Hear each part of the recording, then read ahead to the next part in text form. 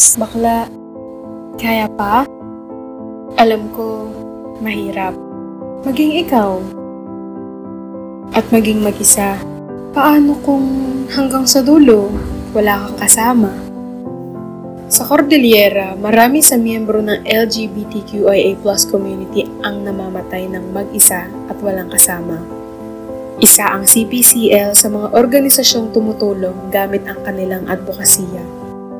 Ako si Van, founder ng Cordillera Pride Community Leaders. Ang CPCL ay isang organisasyong tumutulong sa kapwa LGBT, the senior citizen, living alone, and displaced workers. Para sa amin, ang pagtaas ng bilang na namamatay na elderly members ay sadyang nakaka-alarma. Dito, sa City of Pines, ilan sa kanila ang aming nahanap at nakapanayam. Hindi na nakatira dito sa Baguio City. Nakasama ko rin ang aking ina na dito na rin hanggang siya ay pumanaw ng 90 years old. Ako si Bona, nakatira dito sa Baguio City. May dalawa akong kapatid na tinatuloy ko ng aming pamilya sa pang-araw-araw na pamumuhay. That's me, Jessa. Isa ako sa mga tumutulong sa mga thunders, sa mga events. Nagkukuhan din kami ng mga events para sa mga thunders and one of the LGBTQ+. Iba-ibang mukha, pare-parehong pangamba. Sa takip silim ng kanilang buhay, mayroon kaya sa kanila ay sasama.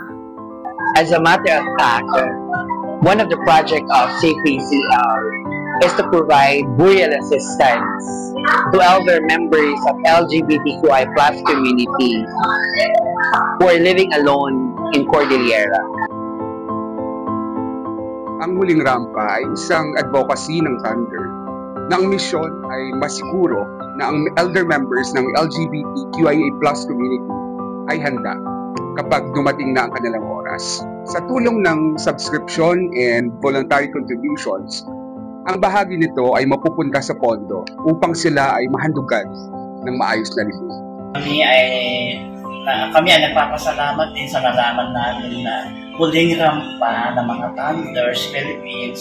Kaya ito ay napakalaking tulong para sa amin mga kapuspalan din nakatulad po ng Thunders. Kaya buti na lang may ganitong programa na siyang gumagabay sa amin.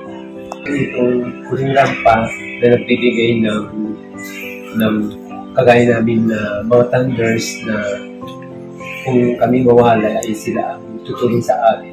Napapasalamat din kami dito sa Huling Rampa na ito, na programa na ito, kasi nakakatulong talaga sa mga kapuspalan ng mga LGBT na senior citizen LGBT.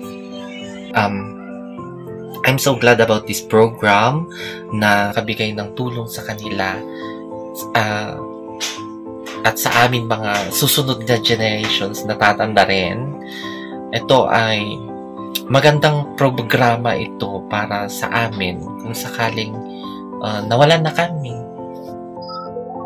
Salamat sa Ang Huling Rampa na programa ng Thunder.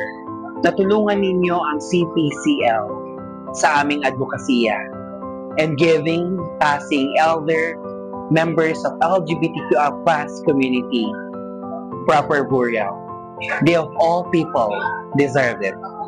Hindi ka nag-iisa. Ikaw at ako, sama-sama hanggang sa ating huling rampa. Share your love and support to the community.